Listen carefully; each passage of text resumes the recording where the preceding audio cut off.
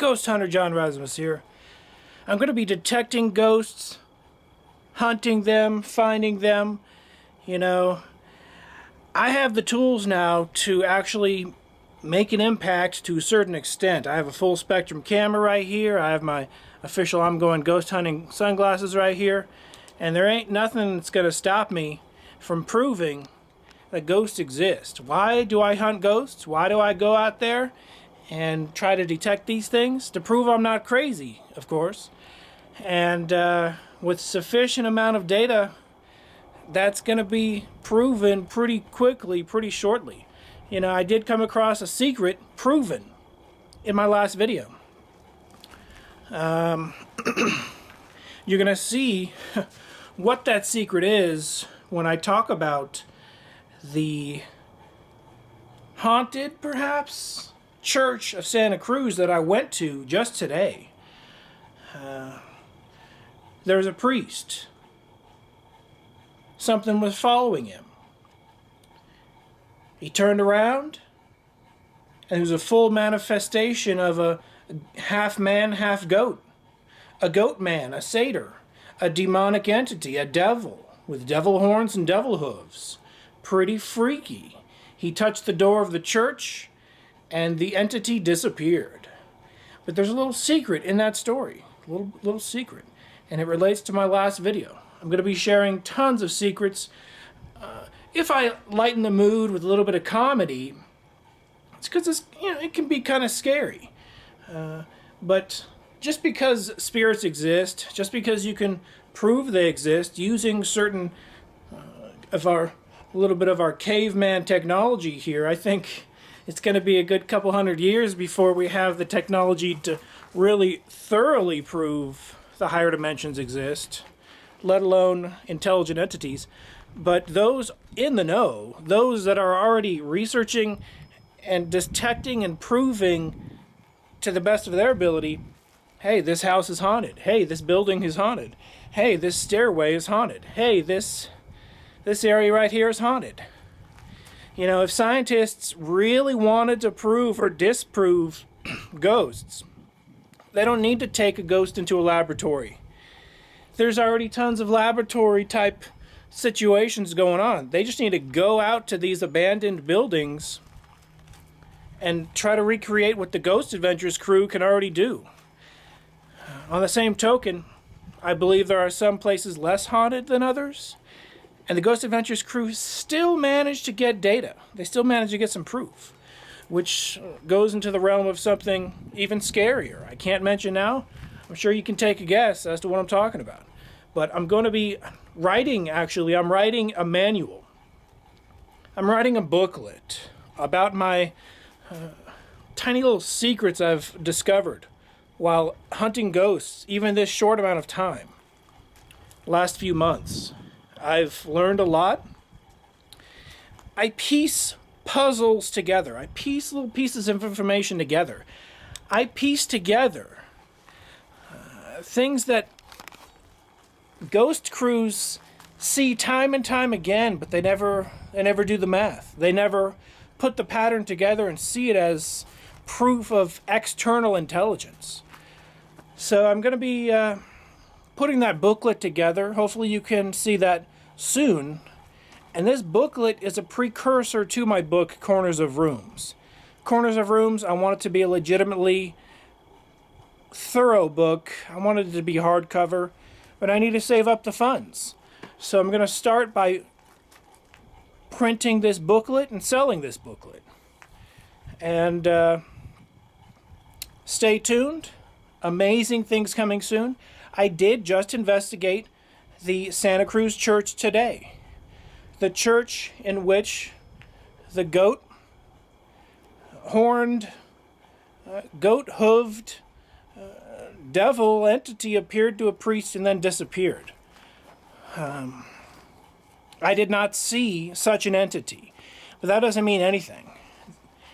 That could mean the entity specifically followed that priest and is no longer there. Perhaps the area was exorcised many years ago. And this is just a piece of the past that cannot be recreated by casually walking around with a camera. But this full spectrum camera is the next level of me trying to capture some ghostly figures. The step above that is thermal imaging, a thermal camera. So I'm going to save up and get a thermal camera, but the printing and publishing of my book, Corners of Rooms, is also an extreme priority.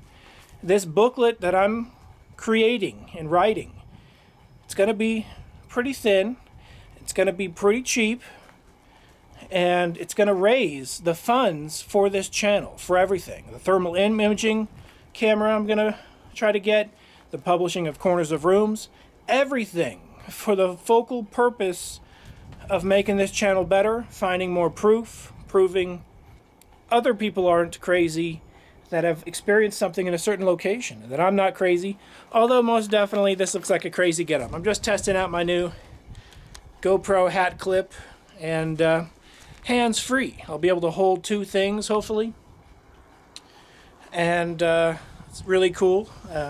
I got my light, this infrared light, which is for the UV camera, and I'm going to be getting a few tiny more things here and there. I don't know if my subscribers, which I'm extremely grateful, know, but I spend way more than I make on videos. I'll spend a huge amount of money because I like quality. This particular video is just get people used to my new format of the new show, Mysterialis. And it's not 100% going to be ghost hunting, but ghost hunting is definitely what I'm doing right now. I want to visit the Casa Grande domes that the Ghost Adventures crew went to before they get torn down. Apparently they're scheduled to be demolished. I got to get there ASAP. So there are many locations that are time sensitive. I'm going to do the best I can to get there. But I might make 50 cents on a video, and then I'll buy all this equipment. But I can use it for multiple videos. But it gets to a point where, you know, it would be nice if there wasn't a 200 view cap. This channel, I'm very grateful for you subscribers. Over 8,800 subscribers. You are authentic. You are legitimate. We have Hoax Hunter fan subscribers, John Teeter fan subscribers. We have various different paranormal, supernatural subjects I've covered over the years, subscribers. It might be Montauk Project. It might be David Bowie, most definitely. Lately, it might be occult book reviews. I'm going to be doing more book reviews in the future. I have stacks of books I haven't finished yet. I have a stack I'm still reading, and I like to thoroughly go through something. I'm reading Arthur Conan Doyle's The Edge of the Unknown right now. Very fascinating book. I've never heard from Arthur Conan Doyle's own words his take on spiritualism, his take on the skeptic Harry Houdini, which he claimed Harry Houdini was a medium, was a sensitive, had psychic abilities. Even though he might have rejected that possibility, Arthur Conan Doyle says he met him enough times where he was good friends with Houdini. And he has a lot of good things to say about Houdini, even though Houdini attacked his own belief, his own religion. I'm going to be doing definitely a review on that. More reviews on many occult books. We're talking extremely obscure ones, dark ones. But I'm going to try to bring a light attitude to it, not to scare people too badly. As far as the Corners of Rooms experiment, it's kind of freaky, especially for me. When invisible people enter my room and start walking around. Arthur Conan Doyle talked about an invisible person walking around his room in his book, The Edge of the Unknown. Arthur Conan Doyle said he heard a whisper say, "I'm sorry." And he relates that to someone that was apologizing after their death. Whether that is the case or not, I don't know. But I can relate to the invisible people walking around my room thing, and it's kind of freaky. It's kind of a freaky subject. I'm going to be talking about many things. This full spectrum camera works on UFOs, supposedly, as well as anything in the unseen spectrum.